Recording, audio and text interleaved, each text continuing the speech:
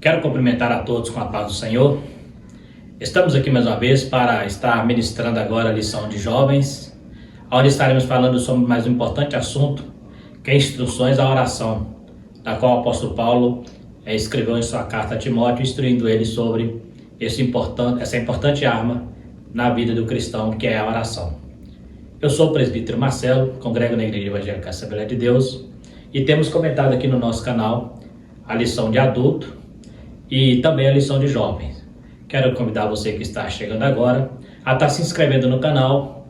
Também, se você gostar do vídeo, estar compartilhando, dando seu joinha, seu like para estar nos ajudando e ativando o sininho, porque você estará também, a partir disso aí, recebendo as notificações dos vídeos que aqui a gente postar. Estaremos então falando um pouco sobre essa importante arma na vida do cristão, que é a vida de oração. Uma instrução que o apóstolo Paulo traz a Timóteo, como já falamos em lições anteriores, um jovem que se destacou no ministério do apóstolo Paulo, e Paulo ensinou para ele alguns requisitos importantes, para que ele pudesse estar aplicando a sua vida e depois também estar aplicando em seu ministério. E um desses importantes aspectos da vida de Timóteo é exatamente a oração, que Paulo instruiu ele e que também serve de instrução para nós hoje, para a igreja de todos os tempos. Então, será esse o assunto trabalhado, instrução a respeito da oração. Texto principal: admoesto-te, pois, antes de tudo, que faça deprecações, orações, intercessões e ações de graça por todos os homens. 1 Timóteo, capítulo 2, versículo 1. O resumo da lição: Paulo recomenda à igreja a disciplina da oração, pois o crente tem a responsabilidade de orar em favor de todos os homens. Então, é isso que estaremos trabalhando dentro deste resumo da lição, oração por todos os homens. Estaremos estudando aqui sobre 4 aspectos dessa oração, baseados em 1 Timóteo capítulo 2, onde fala de deprecações, orações, intercessões e ações de graça. São 4 aspectos dessa oração que estaremos vendo aqui nesta lição. A nossa introdução diz: qual a missão fundamental do cristão em relação ao mundo e às autoridades? No texto em estudo, Paulo nos responde a esta pergunta. Sabemos que a pregação do Evangelho é sim a grande missão da igreja na terra, conforme ordenado por Jesus na grande comissão. É preciso considerar, contudo, que antes da proclamação é necessário que haja oração, porque sem a pregação do Evangelho, sem a oração, ela não tem eficácia, porque quem convence é o Espírito Santo. Então nós precisamos estar sempre orando para ter uma mensagem de Deus para a humanidade. Então estaremos trabalhando dentro deste viés, qual é a responsabilidade fundamental da igreja, que é a evangelização, e a oração pelas autoridades. Então, dentro desse viés, estaremos falando aqui um pouco sobre isso. Eu, como vocês vão observar, desta vez eu digitalizei a lição, não trouxe aqueles comentários que a gente faz, particular, já resumido. Então estarei lendo a lição. Se você tiver uma lição na sua casa, você poderá estar acompanhando a leitura, porque são os tópicos da lição que estamos trabalhando aqui, esses comentários, eu digitei ela toda no slide para ficar mais fácil. E essas partes que eu destaquei é onde eu quero dar mais ênfase ao comentário, porque eu vejo a importância, de estar destacando, É igual quando você está estudando a lição, você marca ali algumas palavras, alguns pontos que você acha que é interessante na hora de estar lecionando. Então eu fiz isso para ficar mais fácil, de não perder um pouco o nosso propósito aqui. Em tempos tão agitados, em que se busca uma participação mais ativa das igrejas na vida pública, é fundamental estudar o que o Novo Testamento nos ensina sobre isso. Vivendo em uma época de tanta conturbação sob o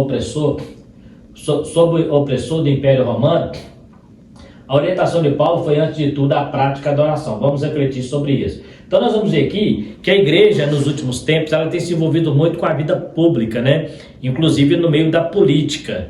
Eu, nos últimos tempos, eu tenho visto uma postura muito negativa da igreja, uma postura infantil, muitas das vezes, no mundo espiritual. Nós temos vivido uma igreja raquítica de maturidade espiritual, Por quê? Porque tem usado armas erradas para lutar contra os opressores das trevas. Nós vemos aqui que o apóstolo Paulo escreve a carta exatamente em um período em que a igreja era perseguida pelo imperador Nero, um cruel assassino de cristãos, né? Mas Paulo, mesmo assim, ele manteve a postura de uma igreja forte e poderosa. Então é isso que a gente vai aprender um pouquinho aqui, porque a igreja do século XXI, ela tem tomado algumas posturas que não é postura de cristão, não é postura que a Bíblia nos ensina, né? Eu vou falar algumas coisas aqui, talvez alguns cristãos podem não concordar, podem até não gostar do que eu vou dizer, mas é o que eu creio pela palavra de Deus, né? E se discordar de mim, que discorde, mas que não discorde da palavra de Deus, porque ela é absoluta em sua verdade. Então estaremos falando um pouco sobre isso. Então, a igreja, como participa da vida pública, eu preciso entender que mesmo eu estando numa vida pública,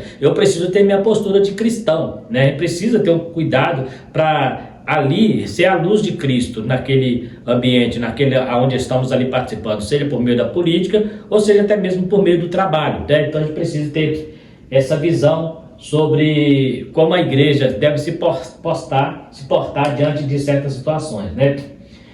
A oração, uma prioridade, melhor dizendo. No primeiro capítulo de sua carta, Paulo saúda Timóteo e o lembra da principal missão que tinha em Éfeso: refutar o ensino dos falsos mestres. A partir do capítulo 2, transmite instruções de práticas como o jovem pastor deveria liderar a igreja e de como deveria ser desenvolvida a vida eclesiástica. O apóstolo começa advertindo da prioridade para o viver cristão, a oração. Então nós vemos aqui, nós já estudamos sobre isso, falamos sobre Paulo enviar Timóteo a Éfeso para corrigir ali algumas heresias que estavam sendo pregadas, repreender alguns líderes que estavam pregando falsas doutrinas, né? Mas depois ele orienta, mas pratique oração, viva em oração, seja um crente de oração, que para você vencer e para você ter autoridade, você precisa estar alimentado a sua vida espiritual com oração. É isso que Paulo está dizendo para Timóteo: viver uma vida de oração para depois fazer. Tem gente que quer fazer o contrário, ele só passa a orar depois que a responsabilidade vem, né? Nós precisamos orar, e deve ser constância da nossa vida a oração. Não falo só daquela oração matutina ou aquela oração devocional na igreja, não, mas oração em todo o tempo. Tudo você precisa estar orando, até mesmo andando pelo caminho, pegando ônibus, quem sabe, dirigindo um carro. Você precisa estar sempre em sintonia com o céu, porque é nesses momentos que Deus vai te dar muita direção para você fazer as coisas dentro da vontade dele, né? A expressão "antes de tudo" indica que antes de qualquer outra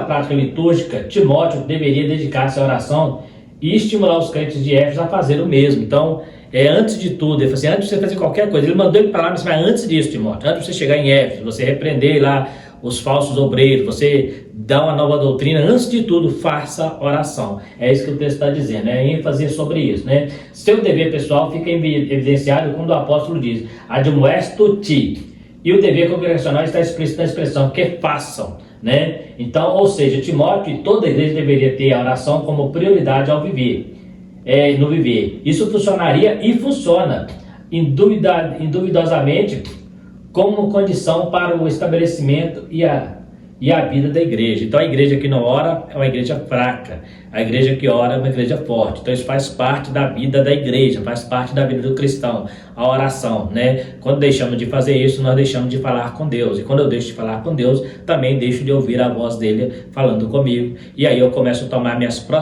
próprias decisões essas que me levam muitas vezes a decepções e a fracassos por não deixar Deus na direção, né? Lembra-se do profeta de Judá, que ele vai até Jeroboão profetizar, e ele ouviu Deus falando com ele, vai e não come nada e volta pelo mesmo caminho. Quando ele chega lá, o falso profeta o engana e ele come na cidade. Ele deixou de ouvir Deus naquele momento e ouviu um falso profeta, e ali ele morreu por consequência de não ouvir a voz de Deus, né? Então a gente precisa ter esse cuidado. Como orar? Então aqui nós separamos, aqui está na lição, mas eu destaquei porque o comentarista falou sobre esses sinônimos, né? Que quando você olha parece sinônimos, mas não são, porque aqui está bem explicado, né? Como orar? Apesar de Paulo usar palavras sinônimas, né? Sinônimas, deprecações, orações, intercessões e ações de graça, fica claro que não se trata de uma mera repetição. Porque o que é uma deprecação? É uma súplica por uma necessidade específica, é uma súplica intensa, específica para algo, né? Deprecação. O que é oração? É um termo genérico que pode expressar desde petições feitas em favor de si mesmo, por necessidades gerais, a toda e qualquer expressão verbal dirigida a Deus, ou seja, aquele tipo de oração que eu falei, você está andando no caminho de olho aberto, mas está orando, está conversando com Deus, não é aquela oração que você está de joelho, ou de mãos levantadas, de olhos fechados. Então são vários tipos, a oração, nesse caso aqui, ela é genérica, né? Interceder é você orar pelo próximo, orar por alguém, orar para que Deus abençoe alguém. Então, intercessão e ação de graça. E também vem no sentido de agradecer a Deus por algo, né? Inclusive, falta muito isso em muitas orações. Nós temos muito hábito de pedir a Deus, mas somos falhos quando se trata de agradecer a Deus. Precisamos ter oração de ações de graça também em nossa vida. São expressões de gratidão, né? Então, você vê aqui que deprecação é uma súplica específica, a oração é genérico, pode ser qualquer situação, interceder é orar pelos outros, e ação de graça é agradecer por aquilo que Deus fez por nós, né? Timóteo e toda a igreja deveria fazer todo tipo de oração, por eles mesmos, por todos os homens, e como uma nota especial no texto, fiz questão de destacar também, por todas as autoridades, não contra as autoridades, o grifo meu, né? Por quê? Ora, antes de tudo, é uma recomendação que se aplica a todos nós, em relação a toda e qualquer área da vida. Há nisso um aspecto temporal e prático. Por que eu falei orar contra? Agora eu vou mexer no ponto, né? Nós temos vivido os últimos anos, né? Nas últimas eleições tivemos muito problema com o envolvimento em massa da igreja num partidarismo, que de certa forma não concordo, não acho que esse é o papel da igreja. Devemos orar pelas autoridades e orar por aquela que estabelecer, né? Vi cristão dizer, por exemplo, que o atual presidente não nos representa, né? Isso é uma hipocrisia nossa, porque ele representa sim, ele é o nosso presidente, e se ele fizer coisa errada, o papel da igreja não é condená-lo, mas é orar por ele, né? É orar por ele. Nós citamos aqui que Paulo pede para orar pelas autoridades em um momento que o Nero matava cristãos, e ele estava assim, ora por Nero, ore por Nero. É isso que Paulo está dizendo, né? A igreja de hoje está orando para matar. Se fosse a igreja de hoje, ora para Deus matar Nero. Seria essa a oração da igreja de hoje. Mas Paulo mandava orar para Nero, para que Deus mudasse o coração de Nero, porque Deus está no controle. Então, eu estou falando isso porque há pouco tempo tivemos aí um problema sério da invasão, né, do pessoal que é do partido de direita, né, invadindo lá o plenário lá, invadindo lá, né, Brasília, e fez aquela destruição ainda usando o nome de Deus. Aquilo é uma aberração, aquilo é um insulto à santidade de Deus, a paz que Deus nos ensina. Aquilo é insultar a Deus, a pessoa com a Bíblia na mão, depredando patrimônio público em nome de um Deus. Aquilo não é Deus, ali é diabo puro. Os cristãos que estavam ali são pessoas que nunca foram convertidas. Aquilo não é o papel do cristão. Não é essas armas que nós usamos. Nós vamos falar sobre isso. Não é essa arma. A arma do crente está no joelho, né? Uns anos atrás, um certo pastor levou 70 mil pessoas em Brasília para fazer panelaço, para fazer tumulto, né, contra o presidente. Se ele pega essas 70 mil pessoas e coloca ela de joelho, o efeito seria muito maior, porque é de joelho que nós vencemos nossas batalhas, não é brigando politicamente. Precisamos ter representantes, precisamos lutar pelos nossos direitos, precisamos, mas antes de tudo, faça a oração, é o que o texto está nos dizendo. Então, eu sou totalmente contra, né? Eu também, né, não votei no atual presidente, mas respeito ele como autoridade constituída por Deus, não é pelo diabo igual alguém diz, foi por Deus, porque se é pelo diabo, então você está muito fraco, Deus não controla o Brasil, né? Foi uma eleição, né? Aí vem aquela briga de foi falso, para mim não interessa. O importante é que nós não dependemos do homem para viver, nós dependemos de Deus. O homem é só um canal. Na hora que Deus quiser ir lá tirar, ele tira. Deus matou muitos homens no passado por muito menos, também deixou muitos homens viver, né? Nós estamos falando aqui de Nero, nós temos aí 10 perseguições gerais, onde a igreja sobreviveu, e a igreja sempre orou pelas autoridades, não contra as autoridades. A oração não é para matar, a oração é para salvar, é para libertar, é para trazer a pessoa à vida, trazer o arrependimento. E Deus pode mudar qualquer coração, ainda que o cara seja totalmente endemoniado, Deus pode transformar a vida dele. Se a igreja não crê nisso, a igreja está perdendo o seu foco, que é orar pelas autoridades constituídas. Paulo não fala aqui pelas autoridades justas. Paulo não diz pelas autoridades que não são corruptas. Ele fala pelas autoridades,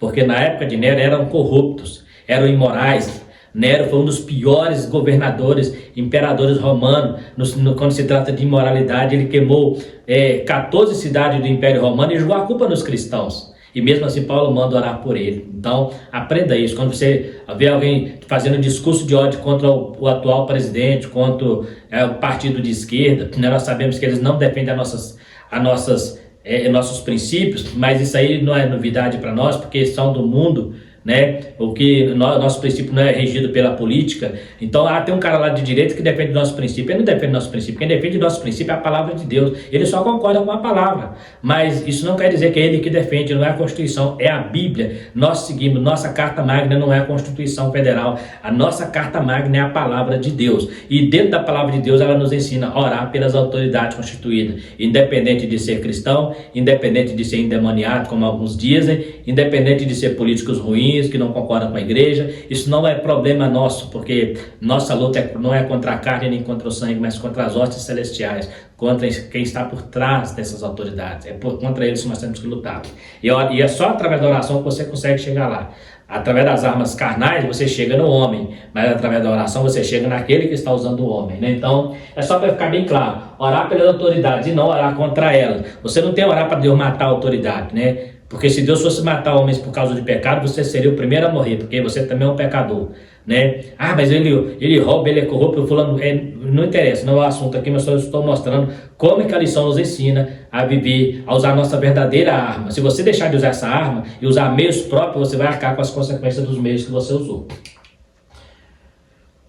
Orar primeiro e orar antes de tudo significa, por exemplo, que não devemos começar o dia sem orar, que não devemos iniciar uma viagem sem orar, que precisamos buscar a vontade de Deus para todas as decisões de nossa vida. Orar antes de tudo é reconhecer a soberania de Deus e dar a Ele o controle de nosso viver. Orar sem cessar. Então, orar é entregar a Deus, né? Eu estou passando um problema, eu entrego a Deus. Eu estou sendo abençoado, eu agradeço a Deus. Eu estou precisando de uma situação específica, eu faço deprecações, né? Eu vejo alguém em dificuldade, eu intercedo por ele. Então a minha vida tem que ser regada de oração. É na oração.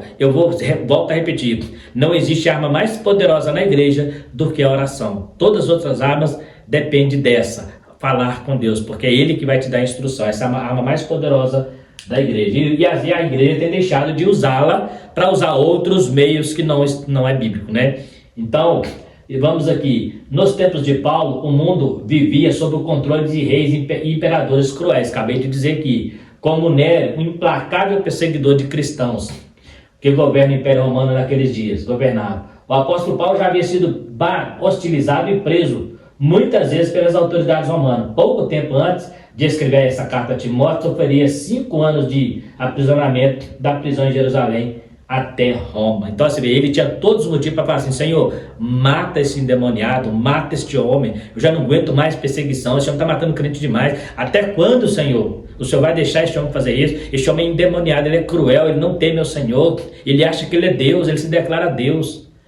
Mas não é isso que Paulo ensinou. Paulo orava por ele e ainda orientou a igreja também a orar por ele, para que Deus salvasse a vida dele. Porque ele sabe que por trás daquele homem era o diabo que operava. E a nossa luta é contra o diabo, não é contra as pessoas. As pessoas é alvo do amor de Cristo. E estando certo ou errado, elas são alvo do amor de Cristo. Se você não consegue compreender isso, você precisa se converter. Se você não consegue entender que Deus pode salvar aquela autoridade política que você não gosta, que você abomina, se você não entende que ela também é alvo do amor de Cristo e que ela precisa do teu amor, da tua compaixão, da tua misericórdia, se você não compreende isso, você precisa rever conceitos em relação ao seu cristianismo, porque este é o verdadeiro amor de Deus, amar aquele que os persegue. Na época de Nero, quem é esse novo presidente que está aí, que as pessoas criticam, que eu respeito como o meu presidente?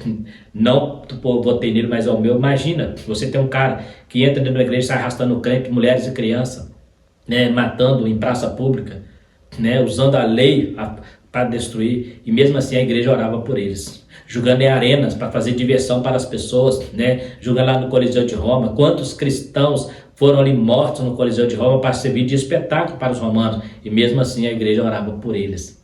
Será até que ponto nós temos vivido esse cristianismo? Porque por muito menos nós temos amaldiçoado autoridades, por muito menos nós temos amaldiçoado, né? Hoje tem na internet brigas de esquerdistas e direita, né? E a igreja, muitos cristãos envolvendo nisso. ao invés de estar orando. Entra no teu quarto, fala com Deus. Se Deus permitiu, Deus está no controle. A Bíblia diz que se o Senhor não vigiar a cidade, vão trabalhar o sentinela. Se o Senhor não guardar a cidade, vão trabalhar os que a edificam. Então, é Deus que está no controle. E se Ele permitiu a igreja passar por perseguições, a igreja não morreu por isso. Muito pelo contrário. É no período que a igreja mais cresceu, não só em número, mas também em maturidade. Porque as igrejas de hoje são um bando de meninos brincando de crente. Com muita exceção, claro, tem muitos cristãos fiéis na rocha, mas uma boa parte são um bando de moleques espirituais que não tem compromisso com a palavra, são um bando de moleques espirituais que precisam crescer para entender o que é o evangelho, o que é o amor de Deus, o que é a graça, a misericórdia do Senhor, o que é a compaixão do Senhor pelo pecador, como diz o apóstolo Paulo, dos quais eu sou o principal. Então, nós precisamos entender isso. Se você não entende, você precisa rever conceitos em relação à sua vida espiritual. Da parte dos judeus, os conflitos políticos e militares com seus dominadores sempre foram intensos, com grandes revoltas, como a de Macabeus. Nós conhecemos a história de Macabeus, quando ele revolta ali contra Antíoco Epifânio, no imperador grego, e ali houve uma libertação, mais ou menos, que depois Roma domina de novo. Os guerreiros judaico-romanos, as guerras judaico-romanas que culminou na destruição de Jerusalém no ano 70, os judeus eram dados a levantes e protestos e sedições, como narra o historiador Josefo e Eusébio de Cesareia. O Josefo é o historiador hebraico, judeu, que conta a história judeu, Cesareia conta a história da igreja, O Eusébio de Cesareia conta a história do cristianismo. Então observa que a história diz aqui, os judeus eram dados a levantes, a protestos e a sedições, como narram os historiadores. Então o que os judeus tinham o hábito de fazer? De se rebelar contra as autoridades. Levante a se rebelar. Igual Judas Macabeu se rebelou contra Antíoco Epifânio. Isso resolveu o problema do judaísmo? Não resolveu. Nós temos aí protesto, eles protestavam. Resolveu? Também não resolveu. Sedições, que eram ataques de surpresa, era juntar um grupo de rebeldes, rebeliões. Resolveu? Não resolveu. No final, quem venceu foi o Império Romano. Então, vê aí que as guerras físicas não resolvem o nosso problema. No final, Roma destrói e tira eles da terra deles, destrói Jerusalém, como estava nas profecias. Mas se eles tivessem orado, é bem provável que Deus poderia ter mudado a história. Ao invés de ficar brigando com armas, isso para o joelho, Mas já estava também nas profecias. Lucas faz um rápido registro desse tipo de comportamento judaico, citando Teudas e Judas, o Galileu. Contudo, em Jesus, nós, os apóstolos, não se observa qualquer instigação a movimentos revoltosos contra as autoridades ou exército. Isso é importante, isso é forte demais. Olha para você ver. Aqui o comentarista está mostrando o que aconteceu com o judaísmo. E depois fala que Lucas, ele cita, nesses poucos dias, Teudas e Judas, ele registra um fato, que houve sedição, mas foi algumas pessoas contra ele, mas não prevaleceu. Agora, olha que palavra, guarde isso. Contudo, em Jesus e nos apóstolos, não se observa qualquer instigação a movimentos revoltosos contra as autoridades ou exército para a ascensão ao poder. Isso deveria ser o textual da lição. Não há instigação, a igreja não tem que instigar, nós ficarmos instigando pessoas a falar mal de autoridades, falar mal de presidente, a falar mal de deputado. Esse não é o papel da igreja. Olha aqui, vou repetir de novo. Contudo, em Jesus e nos apóstolos, não se observa qualquer instigação a movimentos revoltosos contra as autoridades do exército ou o exercício para a ascensão ao poder, porque a igreja é mais poderosa do que qualquer poder político, O que no Novo Testamento nos ensina é orar intensamente pelas autoridades e nos sujeitar a elas. Está errado, mas tem que sujeitar a autoridade. A lei colocou ele lá. Mas a lei fez errado. Você não é lei, você não é legislador, você é um eleitor, então precisa aceitar. Foi fraude? Problema. Nós temos que aceitar. Quem governa a igreja é um grupo de pessoas que ele está à margem deste mundo. Por quê? Porque nós somos de outro mundo. Nós estamos aqui de passagem. Então nós não vivemos em função do mundo, vivemos em função da palavra. Então, se a autoridade é ruim, nós temos mesmo assim nos sujeitar a ela. A única coisa que a Bíblia não nos autoriza a sujeitar as autoridades é quando elas tentam entrar para dentro da igreja, igual tem feito aí alguns movimentos, e tentar mudar princípios cristãos. Aí a igreja se põe de pé, se a igreja se postula, né? Agora não, agora é a palavra de Deus. Então eu devo me levantar sim, mas não levantar para matar, não levantar com um discurso de ódio, como alguém tem falado que a igreja faz. Não levantar com um discurso de mata ele, não, para que Deus salve. Mas a igreja nunca arreda seu pé. Sempre fica firme na verdade, porque a igreja é a coluna e firmeza da verdade. Então, presta atenção, a igreja não pode instigar pessoas a fazer levantes, a se rebelar contra a autoridade, né? Eu já vi pouco tempo um pastor chamar, né, o atual presidente de ladrão, né? Isso não é palavra que sai da boca de um homem de Deus. Para mim, um cara que fala uma coisa dessa, ele esqueceu que ele é um pastor, né? Porque o pastor, ele não despreza nenhum tipo de ovelha, ele, até a ovelha rebelde ele tenta tratar. Foi o que Jesus fez conosco. Se nós fôssemos olhar nosso mérito, nós não somos diferentes não. O que nos garante a salvação é a graça de Deus, não é porque eu sou bonzinho não, também não valia nada e Deus morreu por mim também. Então a gente precisa ter esse cuidado, né? Sujeitar a ele, não, sujeitar, lógico, eu falei, desde que, né, o cara quer colocar um princípio na família, nosso princípio é cristão, nós ficamos com o nosso princípio, aí quer nos prender, que nos prenda. O deputado final vai lá nos ajudar. A Bíblia diz, maldito o homem que confia no homem e faz o seu braço de carne no seu escudo. O nosso escudo é Jesus, né? As armas espirituais, Paulo falou sobre elas, as armas que nós precisamos usar, né? É a palavra de Deus. Então, o escudo da fé, entendeu? Então, se está confiando em homem, né? Cuidado. Lógico que eu não posso concordar com leis injustas, mas se eu não tenho como mudá-las, eu preciso sujeitar a palavra de Deus e deixar a coisa acontecer, porque quem manda, quem está no controle é Deus. Poder da oração. Um dos sinais dos últimos tempos é a apostasia, o abandono da fé. Isso acontece paulatinamente, com a diminuição de disciplinas espirituais essenciais como a leitura bíblica e a oração. A fé e oração, oração e fé. Atributo e prática intimamente associados e codependentes. É preciso ter fé para orar, é preciso orar para ter fé, mais fé. Pela parábola do juiz Iníquo, entendemos que a crise de fé tem relação com a diminuição da frequência e do tempo de oração. Jesus contou essa parábola com um propósito específico de nos estimular a orar sempre e nunca desfalecer. Havia insistiu com o perverso juiz, que nem a Deus temia, nem respeitava homem algum, o que demonstra o grau de improbabilidade de que a pobre mulher fosse atendida. Sua insistência, contudo, levou o ímpio magistrado a atendê-la. Observa aqui, ele compara então essa ideia dessa mulher insistir com o rei como se fosse uma oração. O homem não temia a Deus, né? O homem não respeitava ninguém, ainda mais uma mulher naquela época que era menos respeitada ainda. Mas a insistência dela foi tanto que ele falou assim, eu vou atender essa mulher só para me livrar dela. Essa mulher está muito chata. Mas o que Jesus está mostrando aqui? A persistência na oração. Tem gente que começa a orar e já desiste no primeiro caminho, né? A persistência na oração, ela foi insistindo, até que Jesus falou assim, essa mulher não vai parar de orar enquanto eu não atendê-la. Então ele teve que se curvar à intercessão daquela mulher. Um homem que não temia a Deus, um homem que não respeitava o homem, teve que se curvar diante de uma mulher, porque a mulher é insistente. Então isso é orar, é você insistir. Se você quer que seu país mude, se quer que seu país tenha um presidente cristão, servo de Deus, é através da oração. Né? Apesar de que eu entendo que Deus não tá preocupado em colocar cristão em altar, nem plenário. Deus está mais preocupado em colocar cristão dentro da igreja e da igreja levar para o céu. Então, porque este mundo jaz no maligno, né? Então a gente precisa ter esse cuidado, ainda mais num país laico igual o Brasil, que pode aceitar todas as religiões. Então o presidente lá, ele não pode ser presidente só dos pentecostais, só dos batistas, ele não pode ser presidente só dos reformados, só dos macumbeiros, só dos feiticeiros, ele é presidente de todo mundo, até dos ateus. Então a gente precisa respeitar isso aí também, né? Que tem gente que acha que tem que falar só pela igreja. Não, a igreja não precisa de homens para defendê-la. O maior defensor da igreja é o Espírito Santo. Então, se você não entende isso, né, infelizmente, precisa reaver conceitos. O maior defensor da igreja, Jesus falou assim, a porta do inferno não prevalecerá contra a igreja do Senhor. Né? A igreja, ela pode até ser perseguida, mas jamais será vencida. Né? Perigo do secularismo. Jesus fez a aplicação da parábola aos seus discípulos de todos os tempos, tratando do relacionamento que precisamos ter com o nosso Pai Celestial. E Deus não fará justiça aos seus escolhidos, que clamam a Ele de dia e de noite? Ainda que tardio para com Ele, o Mestre responde, digo-vos que depressa lhes fará justiça.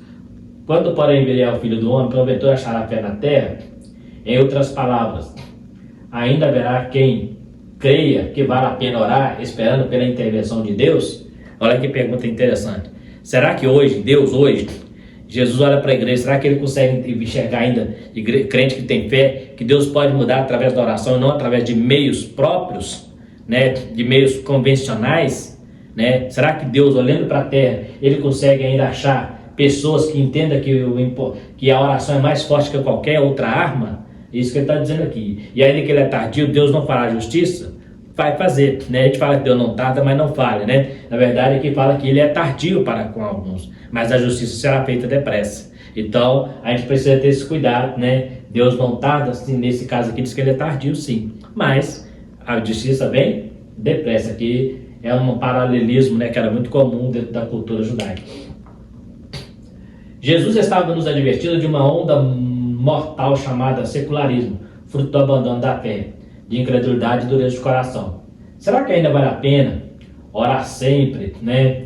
Estabelecer e nunca desfalecer, esperando que Deus faça justiça em nossas causas? Ou é hora de agir usando nossas próprias armas para resolver nossos problemas e nos livrar das injustiças do nosso tempo? A resposta está no nível da fé que temos. Olha que forte isso aí, né? Olha que forte. Será que vale a pena orar, nunca desfalecer, esperar em Deus faça justiça em nossas causas? Ou é hora de agir usando nossas próprias armas para resolver nosso problema e nos livrar da injustiça do nosso tempo? Quais armas são essas? A que eu acabei de falar agora há pouco.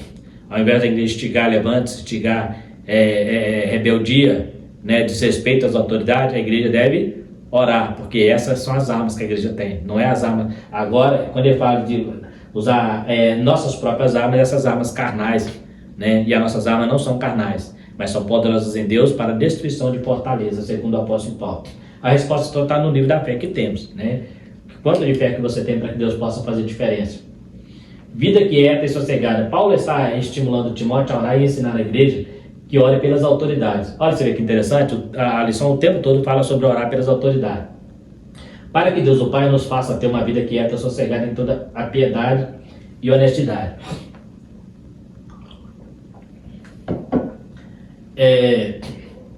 O apóstolo não está sugerindo qualquer outra prática como prioridade para a vida do cristão. Desdenhar, portanto, o poder da oração é um sinal trágico de fé para a fé evangélica. A oração pelas autoridades faz com que Deus, que é soberano em tudo, dirija seus corações segundo a vontade, livrando-nos da hostilidade e perseguição. Eu coloquei lá assim, olha, ali é meu.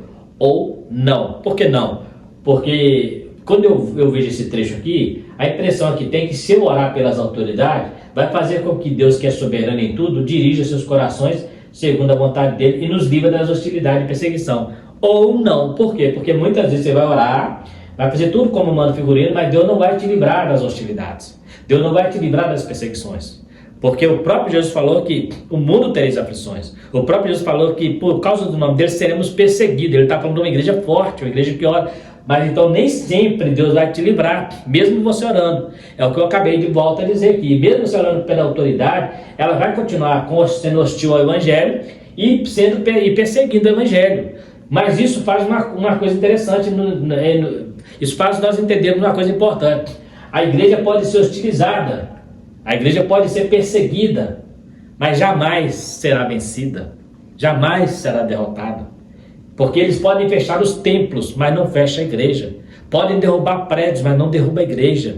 Porque a igreja está fundamentada na palavra, está fundamentada em Cristo, que é a pedra angular. Então a igreja não vai cair.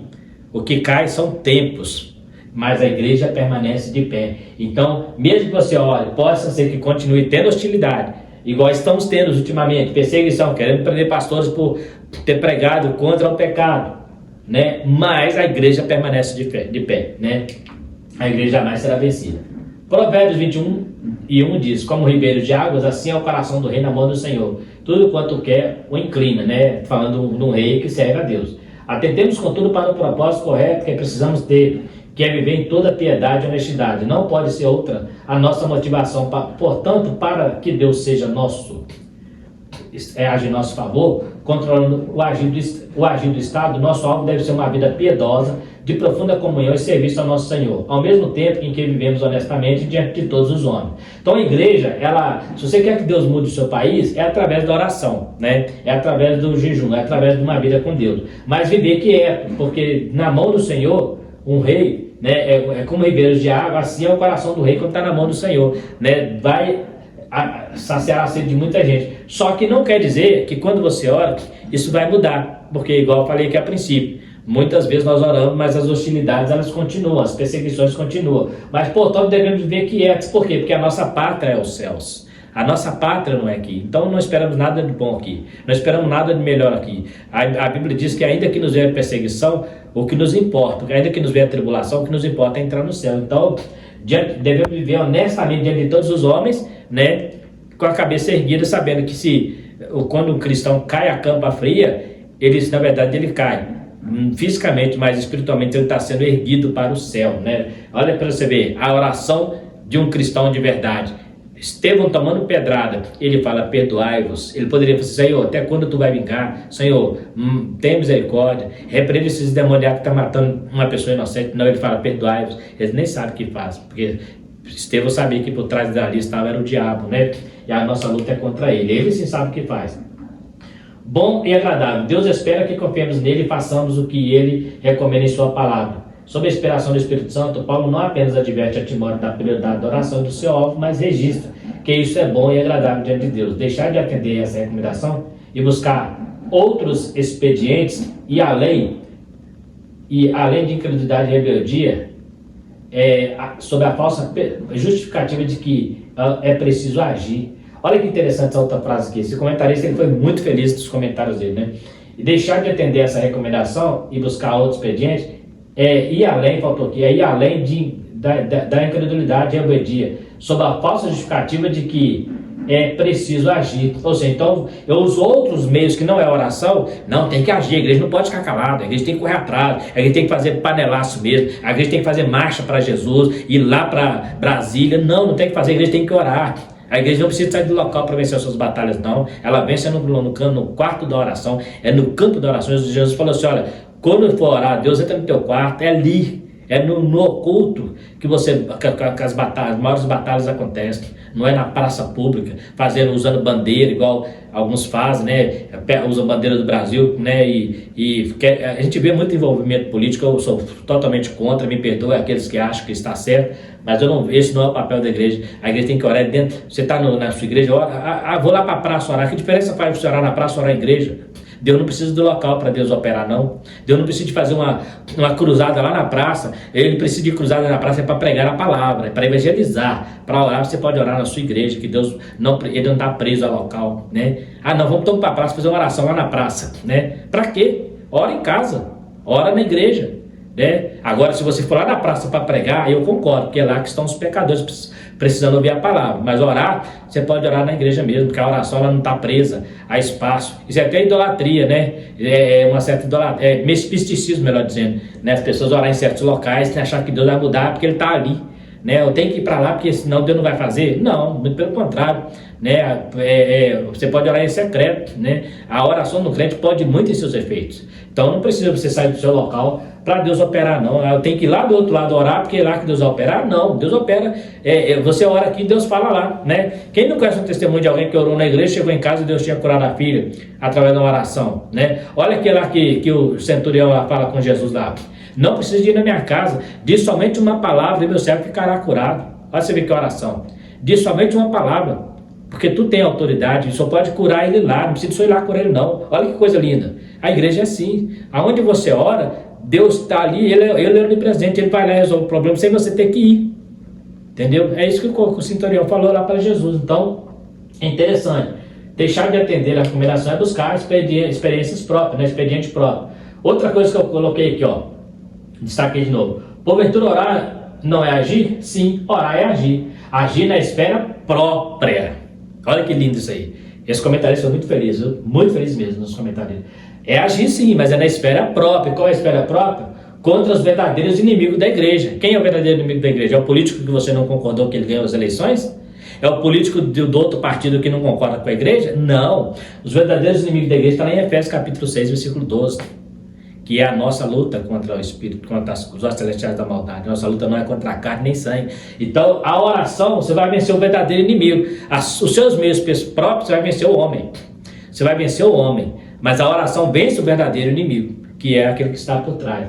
é atravessar bloqueios, é alcançar regiões celestiais. A oração faz isso. Então, tem alguém endemoniado, tem alguém fazendo coisa errada que a igreja não gosta, é através da oração que você atravessa bloqueios, que ele mesmo está sendo usado e não está sabendo, e lá você vence. Você vai vencer no mundo espiritual, né? Vai pegar no ponto fraco. É como se você fosse na cidade e pegasse ali aquele ponto fraco daquela cidade e atacasse exatamente ali. É lutar com as armas não carnais. As nossas armas não são carnais, né? 2 Coríntios 10, versículo 4 e 5, né? Não são carnais, mas são poderosas em Deus para a destruição das fortalezas de Satanás, né? Não é destruir o plenário, não, igual fizeram lá em Brasília, não. Aquilo é do capeta, aquilo é do demônio. Quem fez aquilo ali não tem Jesus na vida, não. Cristão de verdade jamais pisaria ali para fazer aquilo ali. Poderia estar lá orando pelas autoridades ali, orando para que Deus abençoasse aquele local. Não fazer o que fez, né? Engana-se os que pensam que a oração é uma inação ou inatividade. A oração é combate efetivo. Todas as nossas demais ações são justas e necessárias. Somente serão corretas e eficazes se for precedida dessa ação fundamental que é a oração. Se o Senhor não guardar a cidade, em vão trabalhar, em vão vigia a sentinela. Então, toda a sua ação tem que ser regada em oração. Tudo que eu for fazer, eu tenho que fazer, essa é a tua vontade? É assim que o Senhor quer que eu haja? É assim que o Senhor quer que eu faça esse trabalho? Né? Então, assim, os apóstolos estavam presos, mas eles continuavam cantando o evangelho, e Deus vai lá e abre a porta. Eles não pediu para Deus abrir a cela, mas Deus foi lá e abriu porque eles estavam cantando, porque eles estavam fazendo algo no mundo espiritual. Então, quando você trabalha no mundo espiritual, se Deus quiser, Ele vai trabalhar no mundo físico para você. O problema da igreja é que a igreja está indo para o mundo físico e largando o mundo espiritual. Estamos tentando resolver nossos problemas através de leis humanas, através de leis, né? Estamos preocupando em legislações que apoiam a nossa causa, né? A igreja não precisa. A igreja já tem a sua causa, já tem a sua lei, e ela é superior, e ela sempre será combatida pela lei do mundo, porque o mundo, eu falei num vídeo anterior, que quando o mundo se torna muito amigo da igreja, ou alguma pessoa que não é cristão, que se faz de cristão e fica bancando amiguinho da igreja, essa igreja está deficiente de visão espiritual, porque as coisas do mundo não coadunam, não andam com as coisas da igreja. São caminhos diferentes, né? São caminhos diferentes. A igreja segue um mundo espiritual, um mundo de amor e paz, né? Não um mundo de guerra, um mundo de competições. Isso não é papel da igreja. A igreja não entra em competições. A igreja compete contra o reino das trevas. Na verdade, nem compete, porque o reino das trevas já é derrotado diante da igreja, né? Então a gente precisa ter esse cuidado. Então, tudo que você for fazer, pode fazer, mas que seja regado na oração. O universalismo é a falsa crença de que ao final Deus salvará todos os homens. Isso não tem respaldo bíblico algum. A Bíblia apresenta muitas vezes, repetidas vezes, os dois destinos distintos que serão dados aos salvos e aos perdidos. A salvação é para quem crê e permanece fiel por toda a vida, mas isso não anula a vontade de Deus, que é a salvação de todos os homens, incluindo as autoridades hostis, né? Orar nos coloca em sintonia com essa vontade e impede que o nosso coração esteja fechado para a nossa missão, que é a pregação do evangelho a toda criatura, inclusive as autoridades que não concordam com a igreja. Em vez de ficar pregando, igual você vê muitos pastores quando vai combater certos movimentos, eles falam com certa ira, né? Certa arrogância, e confundem isso com autoridade. Não, a simplicidade, a humildade, ela é muito necessária para a pregação do evangelho. Então você tem que orar para mostrar, quando for repreender uma pessoa que está fazendo algo que você não concorda, ou que seja um pequeno grupo, seja amável, né? Seja amável. Deixa que eles sejam odiosos, deixa que eles pratiquem o ódio, mas nós precisamos praticar o amor, né? O amor vence tudo. Então, seja amável, não precisa ser arrogante, igual a gente vê na mídia. O pastor vai falar de certos movimentos, ele fica xingando, né? Falta pouco falar palavrões, né? Isso não é papel de cristão. O cristão tem que ser humilde, ele tem que ser agradável, mesmo com as pessoas que não concordam com ele, né? A Bíblia diz que quando eles apedrejavam Estevão, o rosto de Estevão era como de um anjo. Como é que tem sido o seu rosto quando vai combater alguém, ou algum grupo, segmento que você não concorda? Como é que tem sido a sua fisionomia? De um anjo ou de uma pessoa extremamente irada, revoltada, né? De Estevão era de um anjo, estava tomando pedrada, mas o rosto dele era como de um anjo. Ou seja, estava ali espelhada a presença de Deus nitidamente na vida de um homem que estava sendo hostilizado, inclusive por sendo injustiçado também, porque ele não devia nada. Então, pense nisso. A unidade em Deus. O propósito de oração individual e congregacional é que sejamos agentes efetivos do plano de Deus, de tornar a congregar a Cristo todas as coisas. Paulo diz isso quando escreve, porque há um só Deus e um só mediador entre Deus e os homens, Jesus Cristo o homem. Nada, absolutamente nada, pode nos afastar desse propósito eterno, prejudicando nossa pregação comportamental e verbal, que encerra grande eficácia quando expressamos a unidade como o corpo de Cristo. As intrigas e as divisões entre os que professam o nome de Cristo causam grandes prejuízos espirituais e comprometem o progresso do Evangelho. Então, aquelas intrigas, divisão, até mesmo dentro de igreja, né? Hoje tem igreja brigando com igreja, isso causa prejuízo. Pensa bem, um camarada vai assistir um programa evangélico, né? Numa mídia, lá está um pastor falando mal do outro, né? Aí, mas os pastores estão brigando entre eles, como é que esse cara vai querer ir para a igreja? Como é que essa pessoa vai querer ir para a igreja se ele está vendo um pastor falando mal do outro, falando mal de outras religiões, né? Cuidado, nós precisamos pregar a palavra de Deus com muita sabedoria, né? Com muito entendimento, para ao invés de ganhar pessoas não afastadas do caminho, né? Paulo conclui sua instrução com uma recomendação que abrange a atuação pública. Quero, pois, que os homens orem em todo lugar, levantando as mãos santas, sem ira e nem contenda. Lembra que eu falei de aquelas pessoas que ficam iradas, né? Esta é, portanto, a grande ação que se espera da igreja, do recôndito de nossos corações, a expressão congregacional e pública.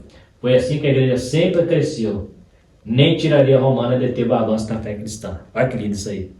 Foi assim que a igreja sempre cresceu, orando, buscando. Nem a tirania romana, que tentou acabar com o cristianismo. Não existia uma lei sequer no Império Romano que favorecia o cristianismo. Não existia uma lei. Hoje você quer lei? Hoje tem leis que protegem a igreja. Ainda que tem uma boa parte das leis que não protegem, ainda existem leis que protegem a igreja evangélica. Mas na época deles não tinha uma lei que protegia a igreja. Mesmo assim a igreja cresceu. Mesmo assim a igreja avançou. E hoje nós temos leis que nos protegem. Não temos todas, mas temos. Tanto é que quando alguém processa um pastor, o pastor pode acionar a própria justiça contra esse alguém. Na época, não. Na época, se alguém quisesse matar um pastor, ele tinha o Nero batia o martelo e aquela pessoa não tinha direito à ampla defesa. Não tinha uma lei que protegia a igreja, mas não deteve o avanço da igreja. Então, esta é a igreja do Senhor. Ela não precisa de quem está lá em cima, ela precisa de quem está no alto, no trono. Ela não precisa de quem está sentado lá em Brasília, ela precisa de quem está sentado lá no trono. É lá que nós vamos vencer. É Ele que nos dá força. Se tiver alguém em cima contra a igreja, Ele está sempre do nosso lado. Se tiver alguém a favor da igreja, Ele continua do nosso lado, porque Ele é que controla a igreja. Ele fala que as minhas ovelhas são minhas e ninguém arrebata da minha mão. Então grave isso. Jesus é que é o dono da sua vida. E tudo que acontecer na sua vida, que seja através do resultado da sua oração e não das suas ações precipitadas ou negligentes, usando armas que Deus não te autorizou a usar. As armas da igreja não são carnais, são poderosas em Deus para a destruição de fortaleza, e a nossa batalha é no mundo espiritual. E para você entrar lá, é só através de uma vida de oração. Então que Deus possa te abençoar e que nós possamos praticar isso na nossa vida. Não só aquela oração religiosa, mas a oração de realmente entrega, oração de deprecações, como falamos ali, ações de graça, intercessão e orando o tempo todo na presença do Senhor. No mais, está aí mais uma lição. Quero agradecer você que ficou até o final do vídeo, pedindo mais uma vez, se inscreva no canal para estar nos ajudando. Também compartilhe se você gostou. Se tiver alguma dúvida, discordou de alguma coisa que eu falei, tem toda a liberdade de estar falando nos comentários. E também ativando o sininho, dando like para estar nos ajudando. Então está aí mais uma lição. Muito obrigado, fiquem todos com Deus e até a próxima lição.